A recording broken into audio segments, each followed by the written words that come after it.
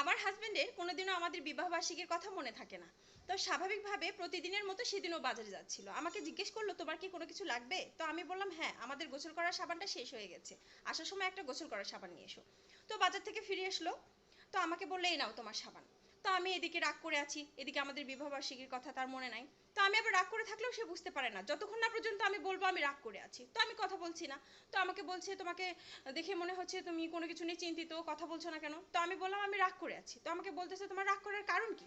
তখন আমি বললাম যে আজকে আমাদের বিবাহবার্ষিকী, তুমি কেন আমাদের বিবাহবার্ষিকীর কথা ভুলে গিয়েছো, আমাকে কোনো গিফট দিলা না, কিছু না।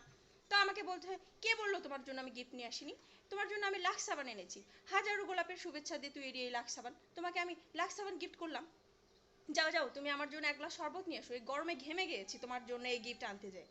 তো আমিও বাপু কম না, গেলাম শরবত বানাইতে, ভীমবার দিয়ে শরবত নিয়ে এসেছি, বানিয়ে দিয়েছি। খেয়ে বলছে এই কি, এটা কিসের শরবত, এটা তো খাওয়া যাচ্ছে না, কিসের শরবত। আমি বললাম কেন, ভীমবারের শরবত। বলতেছে ভীমবার দিয়ে কেউ কোনোদিন শরবত খায়।